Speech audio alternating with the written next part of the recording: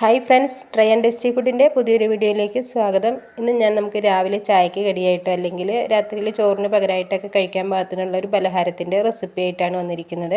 അതിനായിട്ട് ഞാനിപ്പോൾ ഒരു അരമുറി തേങ്ങ എടുത്തിട്ടുണ്ട്. ഇത് നമുക്കൊന്ന് ചിരകിയെടുക്കാം. ചിരകിയെടുത്ത തേങ്ങ ഒരു മിക്സിയുടെ ജാറിലേക്ക് ഇട്ട് കൊടുത്തിട്ടുണ്ട്. ഒരു 4 ചുവന്നുള്ളിയും കൂടി ചേർത്ത് കൊടുത്തിട്ട് നല്ല പേസ്റ്റായിട്ടൊന്ന് അടിച്ചും കൂടി എടുക്കാം. ഇനി നമുക്ക് പൊടിയൊന്ന് വാട്ടിയെടുക്കണം. അതിന് വേണ്ടിയിട്ട് ഞാനൊരു പാത്രം എടുത്തിട്ടുണ്ട്. ഇതിലേക്ക് ഒരു 1.5 കപ്പ് അളവിൽ വെള്ളം എടുക്കാം. നമ്മൾ അരിപ്പൊടി എടുത്തിരിക്കുന്ന അതേ പാത്രത്തിൽ തന്നെ അളന്നെടുത്താൽ മതി. 1/2 ടീസ്പൂൺ ഉപ്പ് ചേർത്ത് കൊടുക്കുക. കുറച്ച് വെളിച്ചെണ്ണയും കൂടി ഒഴിച്ച് കൊടുക്കണേ.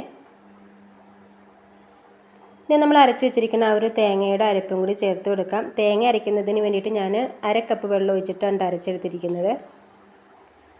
ഞാൻ ജാറിലേക്ക് കുറച്ച് വെള്ളം ഒഴിച്ച് കൊടുത്തിട്ടൊന്ന് ചുറ്റിച്ചൊഴിച്ചിട്ടുണ്ട്. ഏകദേശം 1 ടേബിൾ സ്പൂണൊക്കെ ഉണ്ടാവും കേട്ടോ വെള്ളം ചേർത്ത് കൊടുത്തിരിക്കുന്നത്. അപ്പോൾ നമ്മൾ മൊത്തത്തിൽ 2 കപ്പ് വെള്ളവും 1 ടേബിൾ സ്പൂൺ വെള്ളം ഉണ്ട് കേട്ടോ. 1.5 കപ്പ് മാവിന് എടുത്തിരിക്കുന്നത്. ഇനി നമുക്ക് നല്ലതുപോലെ ഇതൊന്ന് മിക്സ് ചെയ്തിട്ട് ഈ വെള്ളം ഒന്ന് തിളപ്പിച്ചെടുക്കണം.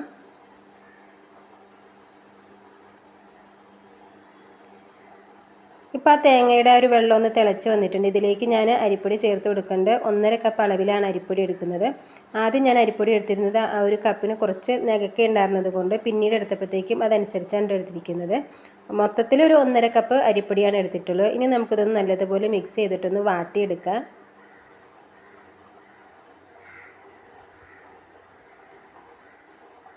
ഇപ്പം നമ്മുടെ പൊടി ഇവിടെ വാടി കിട്ടിയിട്ടുണ്ട്. ഇനി ഇതൊരു പരന്ന പാത്രത്തിലേക്കൊന്ന് മാറ്റിയിട്ട് നമുക്ക് കുഴച്ചെടുക്കാൻ പാകത്തിനുള്ളൊരു ചൂട് വരുന്നത് വരെ ഒന്ന് വെയിറ്റ് ചെയ്യുക. എന്നിട്ട് ഇതൊന്ന് നമുക്ക് നല്ല രീതിയിൽ തന്നെ ഒന്ന് കുഴച്ചും കൂടി എടുക്കുക. വാട്ടി വെച്ചിരിക്കുന്ന പൊടിയുടെ ചൂട് മാറിയിട്ടുണ്ട്. നമുക്ക് കുഴയ്ക്കാൻ പാകത്തിനുള്ള ചൂടായിട്ടുണ്ട്. ആദ്യം തന്നെ കയ്യിൽ കുറച്ച് എണ്ണയൊന്ന് തടവി കൊടുത്തിട്ടൊന്ന് പൊടി കുഴച്ചെടുക്കാം. ആ പ്ലേറ്റിലിട്ടിട്ട് കുഴച്ചെടുക്കാൻ പറ്റില്ല കേട്ടോ. പ്ലേറ്റ് അങ്ങോട്ടും ഇങ്ങോട്ടൊക്കെ ഓടിക്കളിക്കുക. അപ്പോൾ നമുക്ക് സ്ലാബിലിട്ടിട്ടൊന്ന് കുഴച്ചെടുക്കാം. സ്ലാബ് ഞാൻ നല്ലതുപോലെ ക്ലീനാക്കി എടുത്തിരിക്കുന്നതാണ്. അപ്പോൾ നമ്മുടെ പൊടി ഇവിടെ കുഴച്ചെടുത്തിട്ടുണ്ട്. ഇനി നമുക്കൊന്ന് ചെറിയ ഉരുളകളാക്കിയും കൂടി എടുക്കാം. ഇനി നമുക്ക് ബോൾസ് തയ്യാറാക്കി എടുക്കാം. നമ്മൾ പത്തിരിക്കൊക്കെ ബോൾസ് തയ്യാറാക്കി എടുക്കില്ല, അതിൽ നിന്ന് കുറച്ചും കൂടി വലിപ്പം കൂട്ടിയിട്ട് വേണം കേട്ടോ ഒന്ന് ഉരുട്ടിയെടുക്കാൻ. ഞാൻ മുഴുവനായിട്ട് ഇവിടെ ഒന്ന് തയ്യാറാക്കി എടുത്തിട്ടുണ്ട്. ഇനി നമുക്ക് വേണമെങ്കിൽ ഇത് പത്തിരി പ്രസ്സിൽ വെച്ചിട്ട് വേണമെങ്കിൽ ഞെക്കിയെടുക്കാം. അല്ലെങ്കിൽ നമ്മൾ ചപ്പാത്തിയൊക്കെ പരത്തി എടുക്കില്ല, അതേപോലെ ഒന്ന് പരത്തി വേണമെങ്കിൽ എടുക്കുക. നമുക്ക് ഇഷ്ടമുള്ള രീതിയിൽ ഇത് തയ്യാറാക്കി എടുക്കാം. ഞാനിപ്പം കുറച്ച് പൊടിയൊന്ന് തുള്ളി കൊടുത്തിട്ടൊന്ന് പരത്തി എടുക്കുകയാണ് ചെയ്യണത്. കുറച്ച് കനത്തിൽ വേണം കേട്ടോ ഇതൊന്ന് പരത്തിയെടുക്കാൻ. പിന്നെ നമ്മൾ കട്ട് ചെയ്യാൻ എടുക്കുന്ന ആ ഒരു പാത്രത്തിൻ്റെ വലിപ്പം അനുസരിച്ച് ഈ ബോൾസിന് വലിപ്പം കൂട്ടിയും കുറച്ചൊക്കെ കൊടുക്കാവേ. ഞാനിതേപോലെ ഒരു അടപ്പാണ് എടുത്തിരിക്കുന്നത്. അപ്പോൾ ചെറിയ ബോൾസാക്കി എടുത്തു തന്നെയുള്ളേ. കണ്ടില്ലേ, ഈ ഒരു കനത്തിൽ വേണം നമ്മളിതൊന്ന് പരത്തിയെടുക്കാൻ.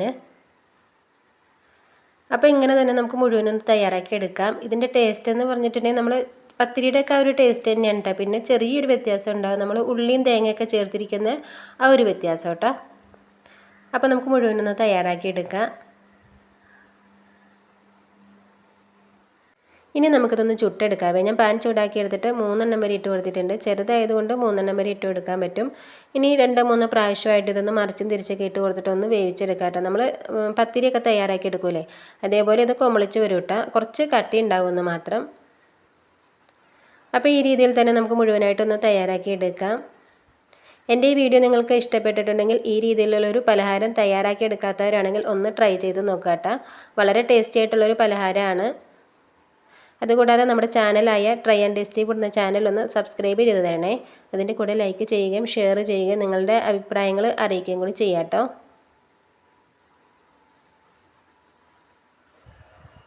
അങ്ങനെ നമ്മൾ മുഴുവനായിട്ട് ഇവിടെ ചുട്ടെടുത്തിട്ടുണ്ട്. ഇതിൻ്റെ പേര് ഞാൻ പറയാത്തത് സത്യത്തിൽ എനിക്കിതിൻ്റെ പേരെന്താണെന്ന് അറിയില്ല കേട്ടോ. ഇതേപോലെയൊക്കെ ഉണ്ടാക്കാറുണ്ടെന്നുള്ളതല്ലാതെ പേരെനിക്കറിയില്ല. അപ്പോൾ വളരെ ടേസ്റ്റി ആയിട്ടുള്ളൊരു പലഹാരമാണ്. ഞാനിതൊന്ന് മുറിച്ചും കൂടി കാണിച്ചു തരാവേ.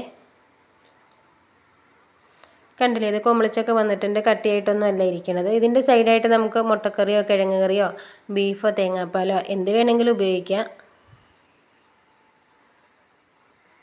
അപ്പോൾ ഇന്നത്തെ വീഡിയോ ഇത്രേ ഉള്ളൂ കേട്ടോ ഫ്രണ്ട്സ്. ഇനിയിപ്പോൾ നമുക്ക് വ്യത്യസ്തവും രുചികരവുമായിട്ടുള്ള പുതിയൊരു വീഡിയോയിൽ കാണാം. അതുവരെ എല്ലാവർക്കും നന്ദി, നമസ്കാരം.